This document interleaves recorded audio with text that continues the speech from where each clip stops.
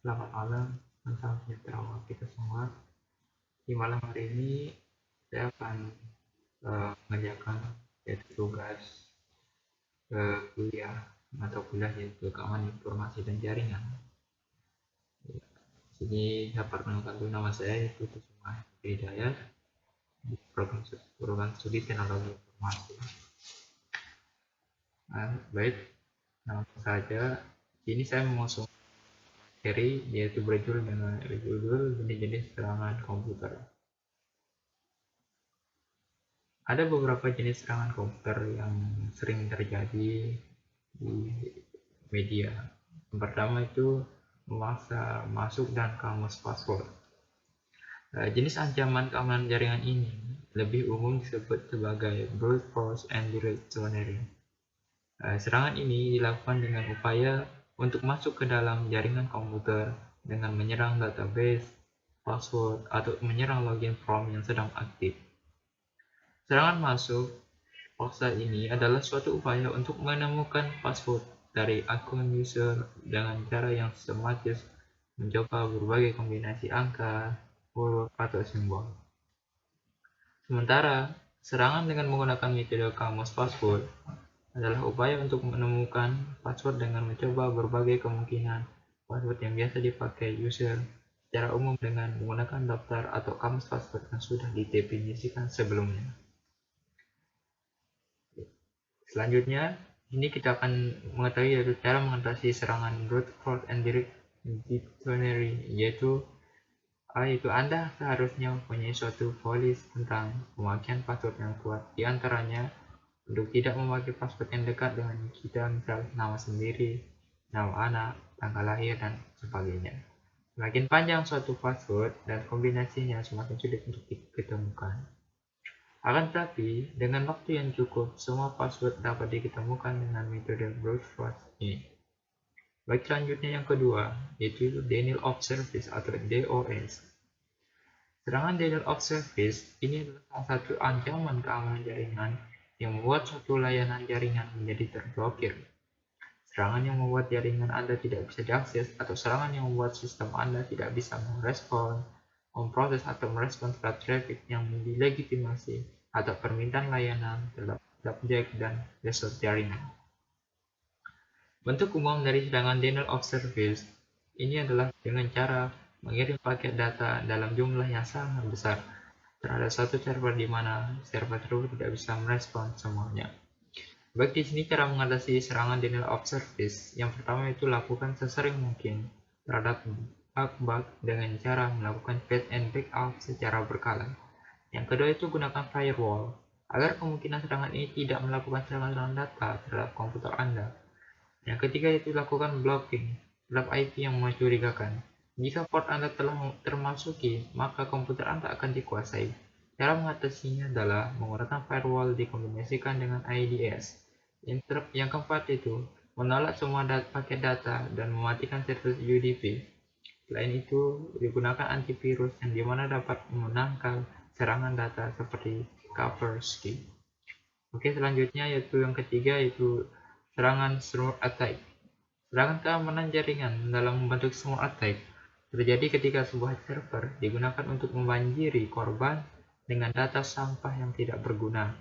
Server atau jaringan dipakai menghasilkan respon paket yang banyak seperti ICMP, ESO, paket, atau UDP, paket dari satu paket yang dikirim. Serangan yang umum adalah dengan jalan mengirimkan broadcast kepada segmen jaringan sehingga semua node dalam jaringan akan menerima paket broadcast ini, hingga setiap node akan merespon balik dengan satu atau lebih paket respon. Yang keempat itu ping update. Serangan keamanan jaringan ping update adalah serangan ping yang oversize dengan menggunakan tool khusus. Si penyerang dapat mengirimkan paket ping oversize yang banyak sekali pada korbannya. Dalam banyak kasus, sistem yang diserang mencoba memproses data tersebut. Error terjadi yang menyebabkan sistem crash, freeze, atau reboot. Ping update hampir sama dengan serangan buffer overflow, tapi karena sistem yang diserang sering jadi down, maka disebut DOS attack.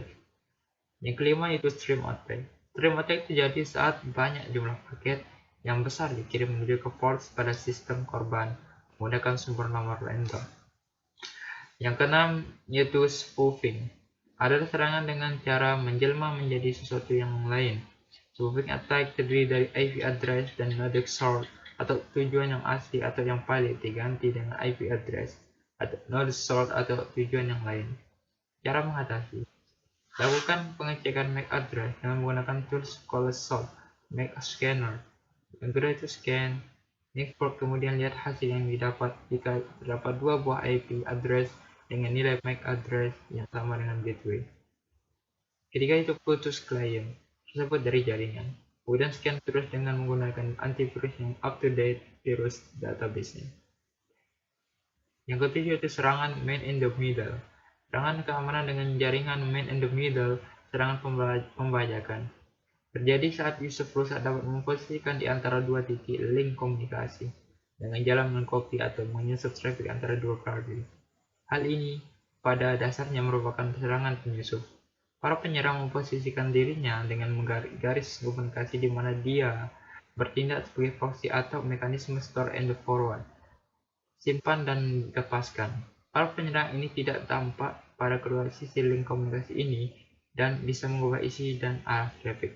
Dengan cara ini, para penyerang bisa menangkap logo, kredensial atau data sensitif maupun